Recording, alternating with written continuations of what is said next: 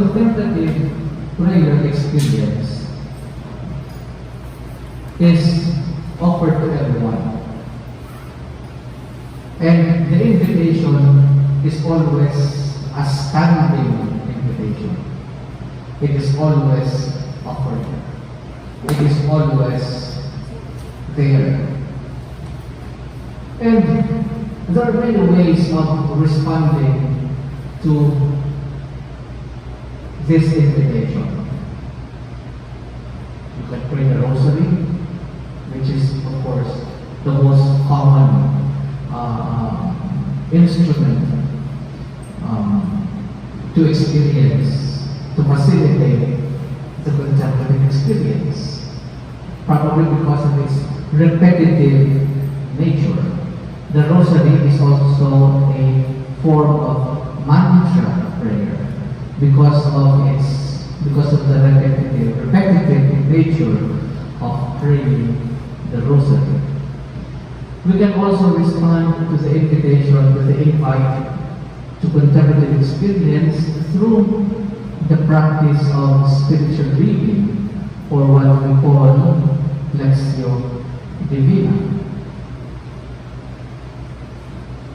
And even charismatics, known for their noisy worship,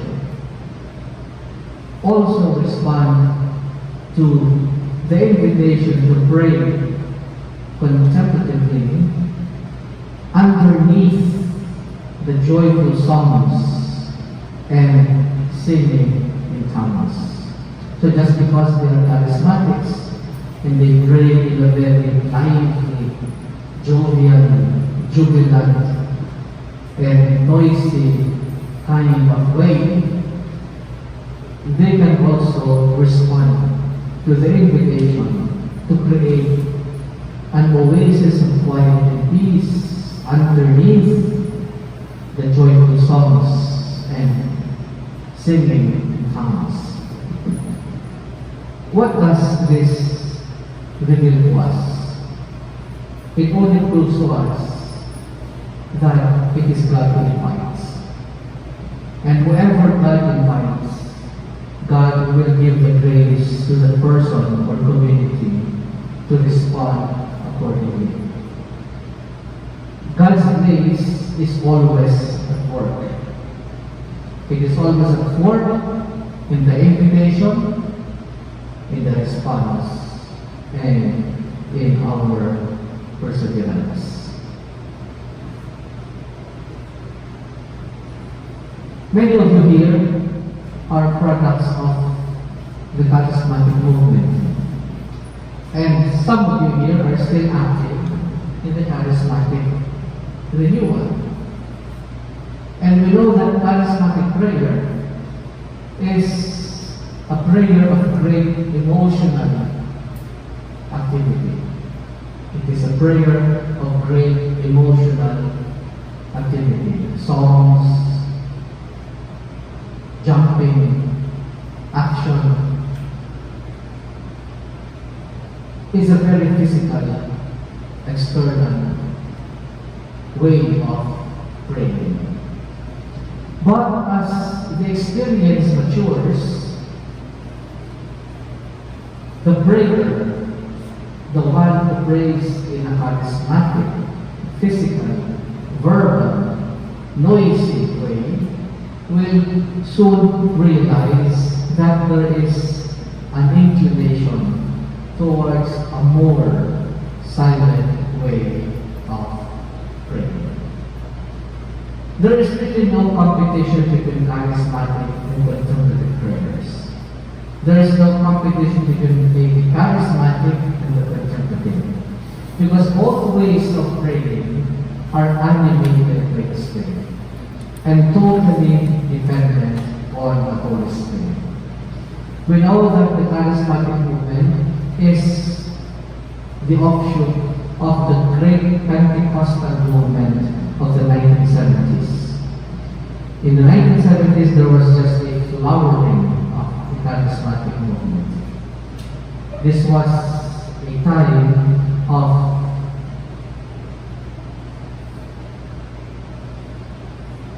great surge inspired by the Spirit. In fact, many call this the second Pentecost.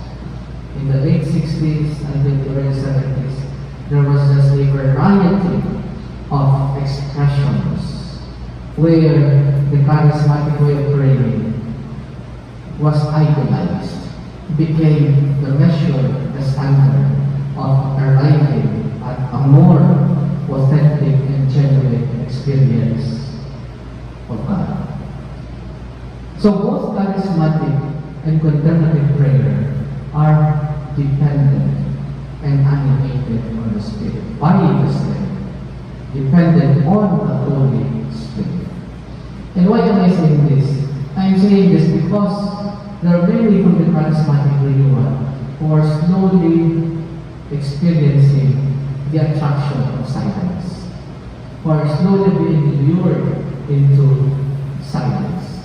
And I think this is a sign of maturity. And this is also a kind of Pentecost. Because Pentecost is not just the dramatic arrival of the Holy Spirit. It can also be the simple, gentle arrival of the Spirit that happens in the silence and quiet of the contemplative time. The aim of contemplative prayer is not the practice. The aim of contemplative prayer is not the method or the technique. It is not an experiment that seeks to perfect the tools. Will the mantra work? In contemplative prayer, we don't do test flying. We don't do road test. Is my car roadworthy? Is my aircraft going to receive the clearance from the government to fly commercially? That is not the case with contemplative prayer. We do not do test flights or road tests.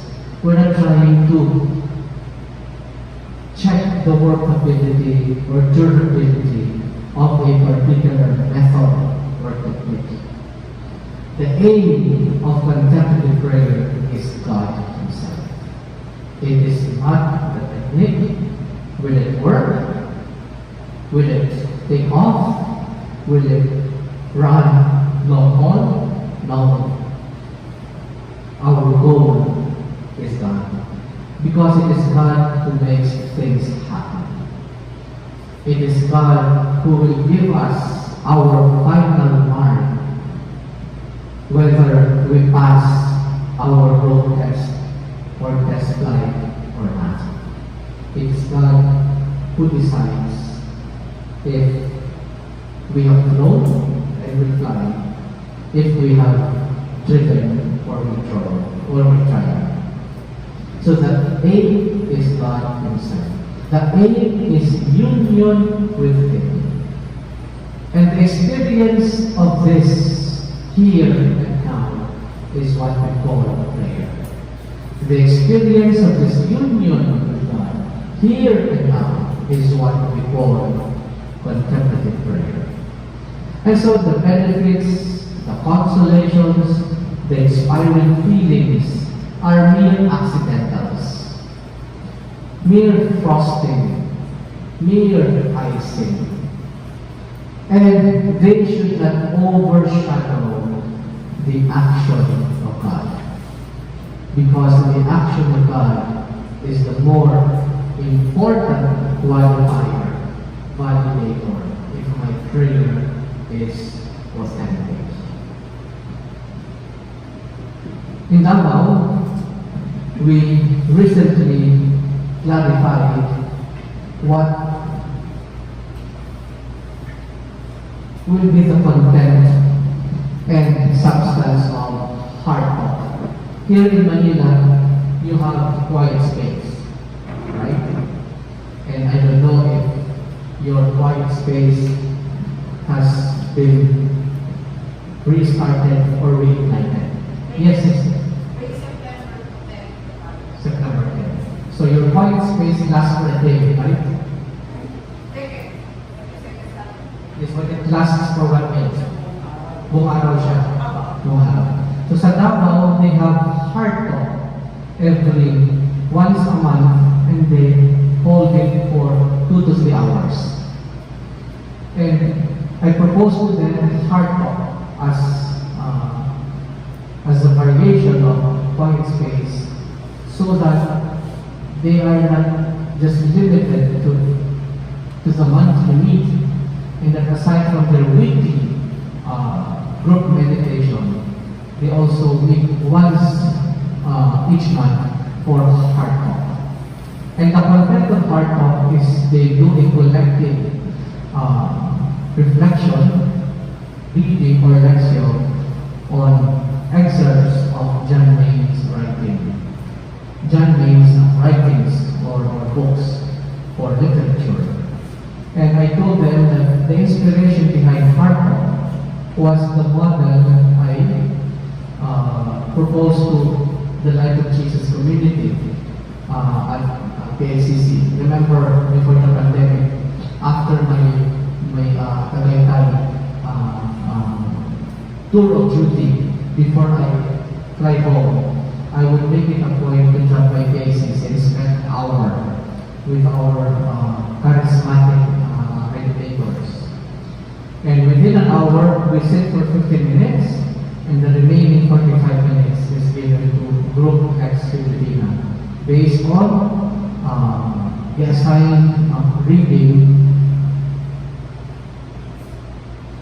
on that particular day, taken from this compendium or collection of excerpts from the writings of John Mayne.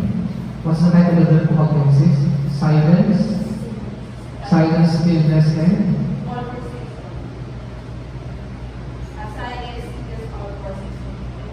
yung 365 days. Okay. So yun ang pinaka-content ng heart talk ng Davao. Why am I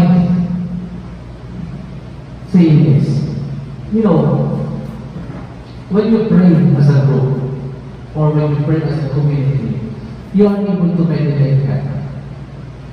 Group prayer, group meditation, community prayer, community meditation is a very practical way to foster success in meditation.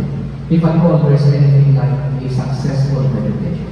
I hesitate to call it successful or success because we know from experience we do not always succeed or we rarely succeed in our meditation. If success is meant by, if what is meant by success is the absence of distraction. Because there's never a time in our meditation where we are not distracted. But prayer in group, meditation in group as a community helps us meditate better. And in a group meditation, there is a big sense of support because there is a sharing of resources, not so much a sharing in terms of financial or material resources, but in terms of sharing experience, especially the experience of failure, especially the experience of failure. Because in meditation, there's no such thing as success. There's no such thing as success. Hindi rin naman pwedeng puro failure. So between success and failure, as the world understands it, is faithfulness. We don't aim for success. What we ask for is the grace to be faithful. What we ask for is the grace to be faithful.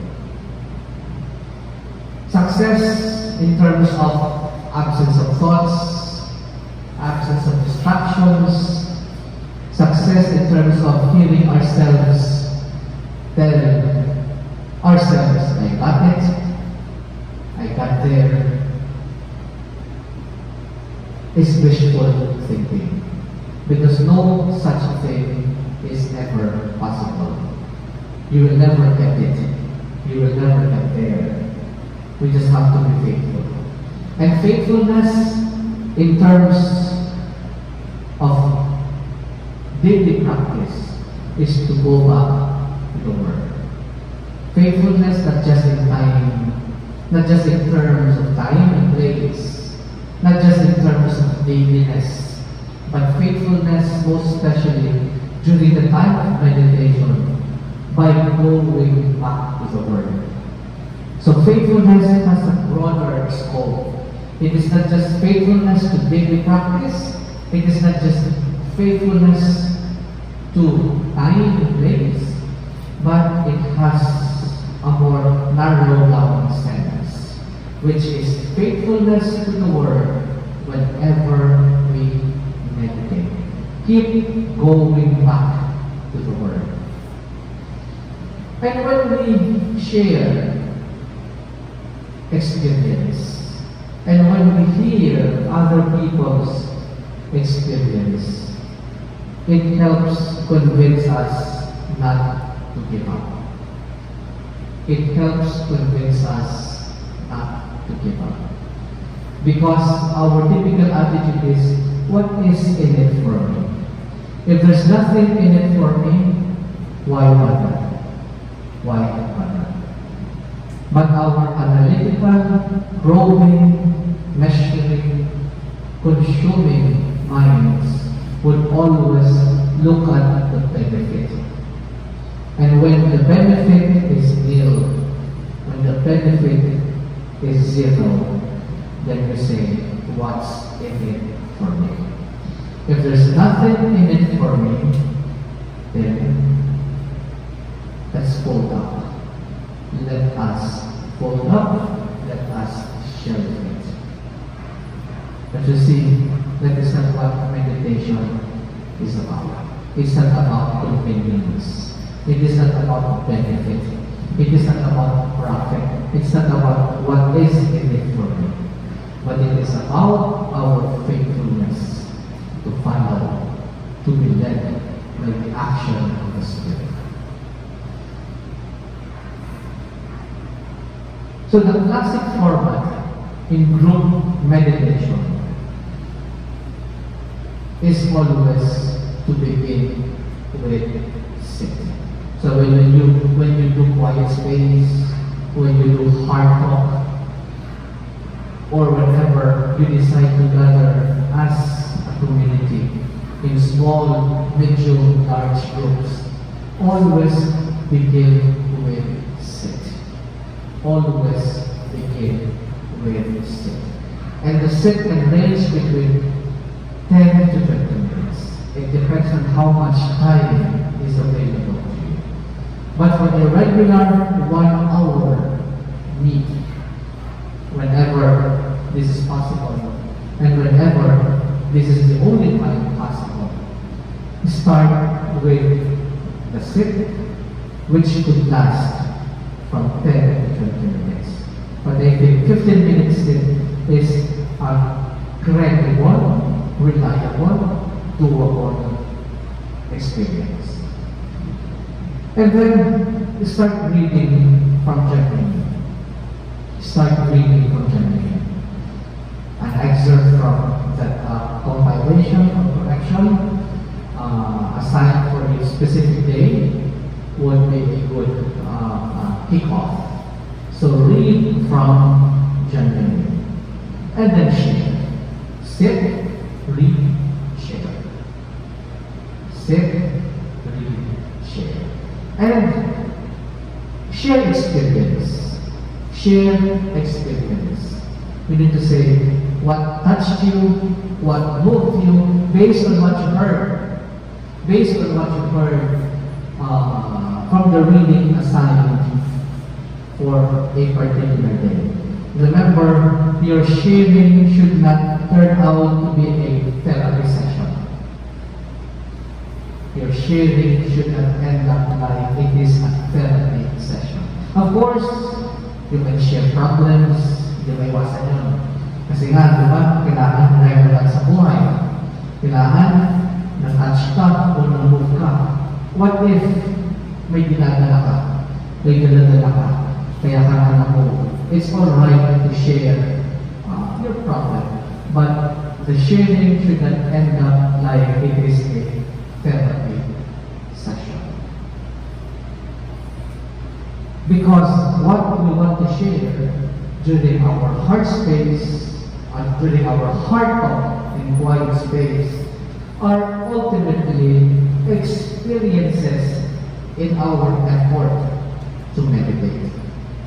Share your experiences in your effort to meditate. The struggles, what inhibits you, the blockages, the hindrances, the meditations, and so on. So, share experiences related to your effort to meditate. Related to your effort to meditate. And there shouldn't be a monopoly of one speaker. And so it's important that the moderator is able to control the flow of thoughts and ideas, that it doesn't become an exclusive airtime of one meditator. That it doesn't become your program, my show, that everybody may just be listening and awestruck by the spectacle of listening to you. So no grandstanding. No grandstanding. So just share simply, share from the heart, and allow the experiences shared move and touch you to persevere, not to give up on your meditation. Whenever we hear others, we are encouraged. We are encouraged to keep on keeping on. This is a classic Janmei expression. To keep on keeping on. So whenever we hear others, whenever we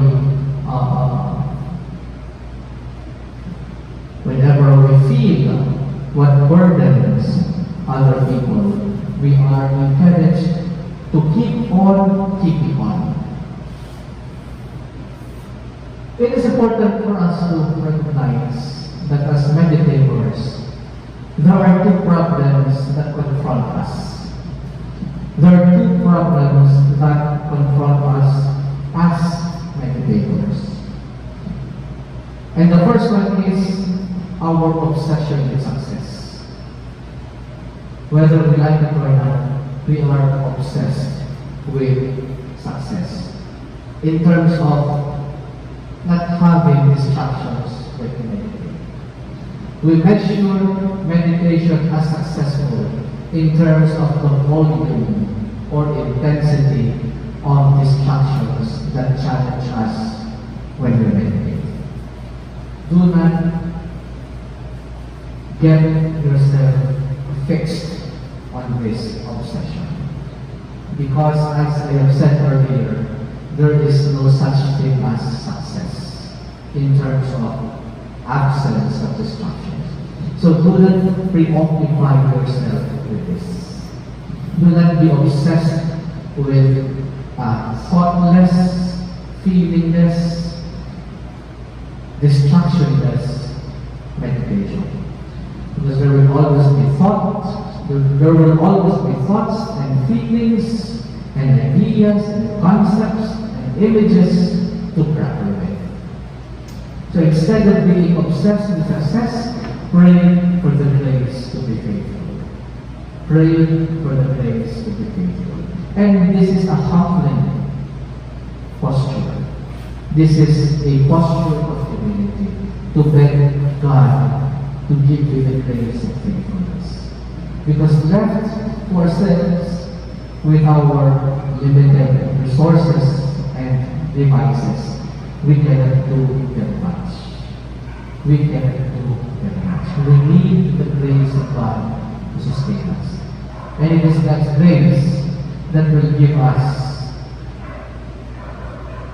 the strength to persevere and to be faithful.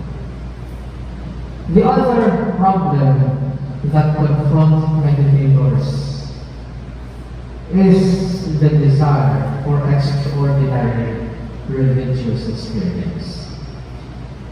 The desire for extraordinary religious experience. Lumulutang ba ako? Nag-levitate ba ako?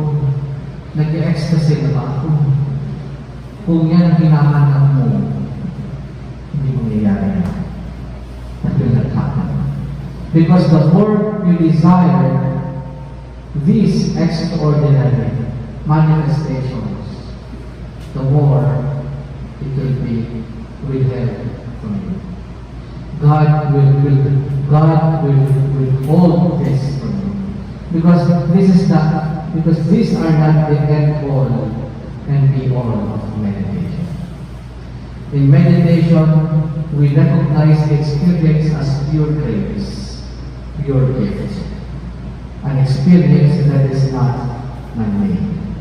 An experience that is not the product of our fabrication, not a product of our design, not a product of our own craftiness. So these are two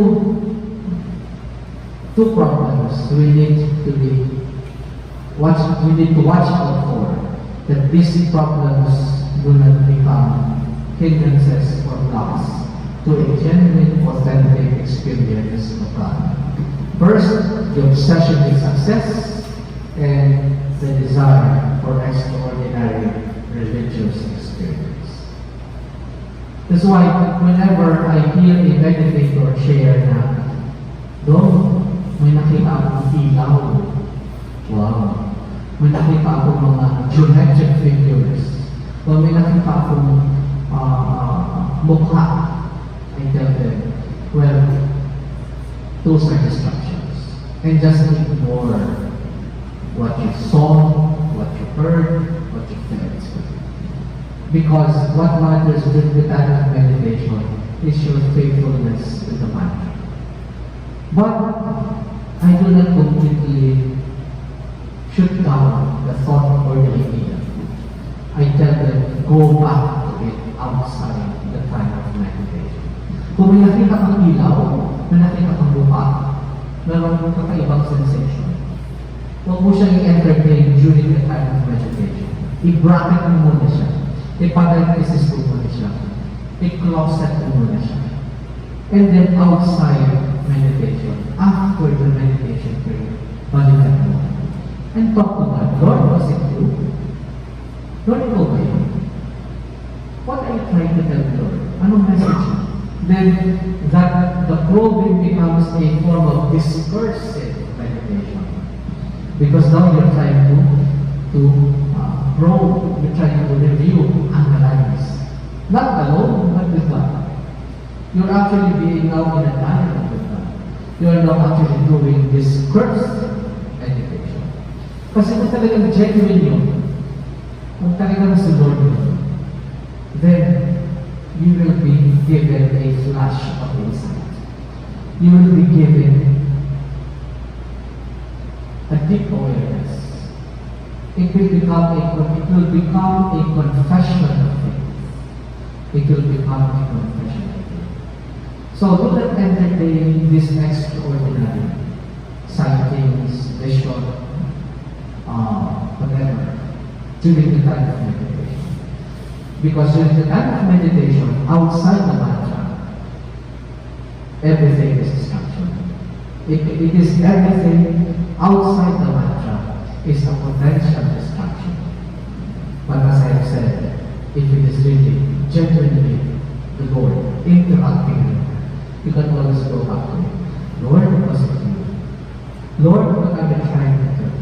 Lord, what do you want them to know? Lord, what are you revealing to me? What are you trying to challenge me? What are you trying to opposed in me? What are you trying to awaken in me? So the questioning now becomes a dialogue. And that is also a valid prayer. That is also a valid expression of contemplative insight. A valid expression of contemplative dialogue and conversation with God. In group community meditation, as affirmed by John Lane, when he said, meditation creates and recreates community, is such because in group and community meditation, we are able to turn the experience as a source of spiritual direction. When we meditate together, when we sit together, when we read together, and when we share together, it becomes a dynamic of spiritual direction. You're actually doing group spiritual direction. Because spiritual direction is about knowing the hand of God and seeing the hand of God and wisdom at work in the small stuff of life. Group spiritual direction helps appreciate one's experience. When we hear others, then we learn to appreciate what we have. When we hear ourselves as we share, others also appreciate their experience. So there is a mutual. On hearing others, we appreciate what we have. In sharing what we have, others appreciate what we have. And that is spiritual direction. Spiritual direction is simply learning to appreciate our experience of God. And knowing that God is in every fiber, every detail of our spiritual experience. This is important that we find spiritual direction in group and community meditation. Because, let's face it is hard to find someone who understands silent prayer. It's not easy to find people who understand silent prayer. Even among priests, even among religious, there is a limited supply of people who really understand what silent prayer is. Lawrence Freeman said, silence is the deepest, completest way of understanding reality. Silence is the deepest, completest way of understanding reality. So this is